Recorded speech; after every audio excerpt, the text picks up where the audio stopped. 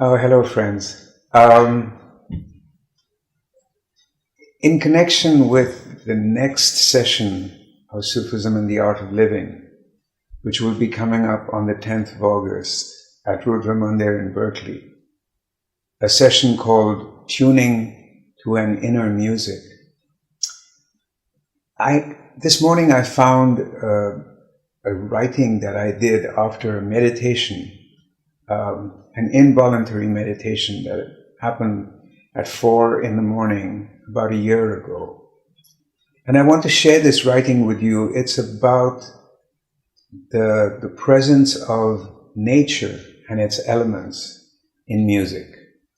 And it's fairly dense writing, so I'm going to read it, and I hope you'll follow along as I share it with you.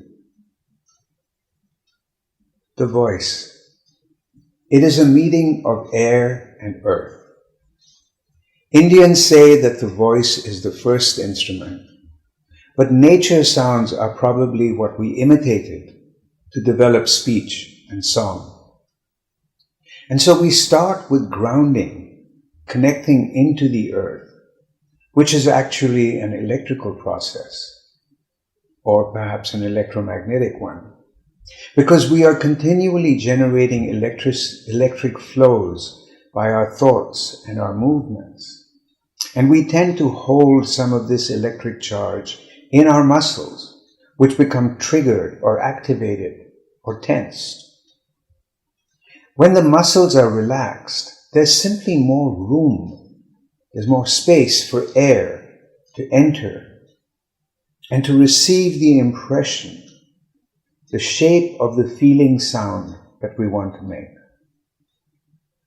which is framed, though not simply, by our physical nature, and it also carries the imprint of the larger background feeling gestalt that we call ourselves. So after grounding, earthing, we open more to the air element through relaxed, deeper breathing.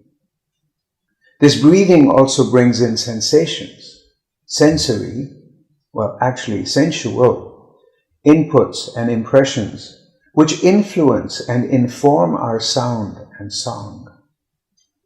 Some of these may come from very near, the sounds around us, from what is right here, some from very far, even from galaxies received on frequencies or wavelengths that we don't commonly connect with or perceive.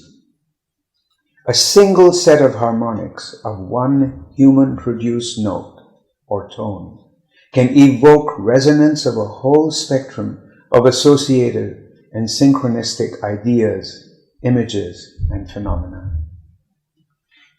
The next element is water, which in nature and in our bodies is mostly rhythm. Think bubbling streams, laughing brooks, surging and breaking waves, lazy rivers. By the way, laziness is a rhythm, a receptive one. Think blood circulating, our pulse, the heartbeat. Our bodies, bodily tissues and cavities contain a high percentage of water, which is also responsive to the rhythmic gravity pull of the moon, as are the ocean tides, another rhythm. Women's menstrual cycles are a rhythm cycle. The relation between the breath cycle and the pulse, about 1:4, is an implicit but ever-present rhythm, and every musician probably plays with it, even if unconsciously.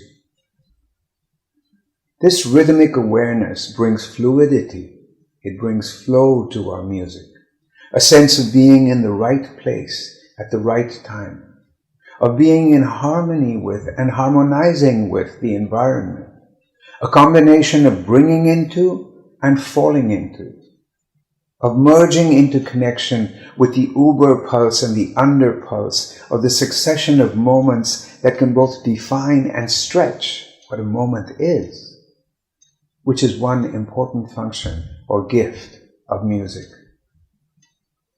Next comes the element of fire.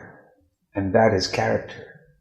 It embraces emotion, passion, arousal, power, will, hunger.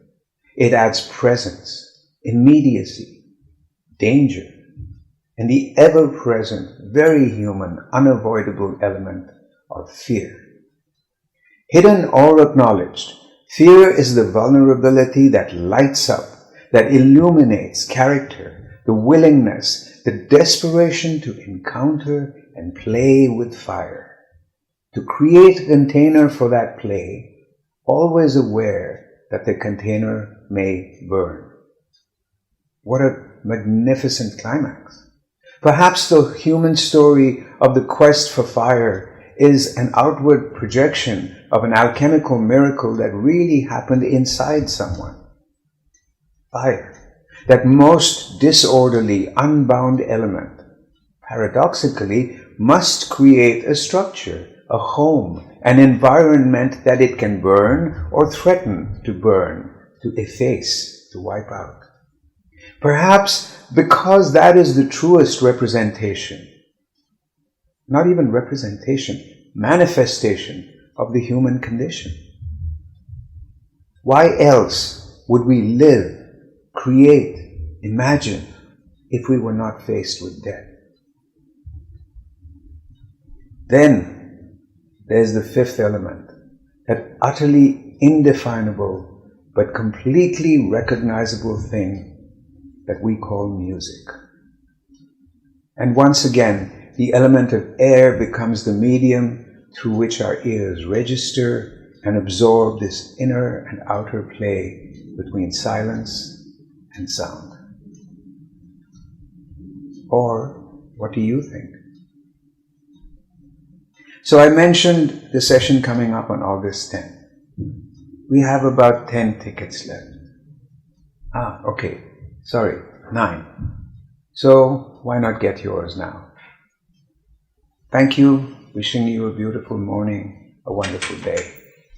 Bye-bye.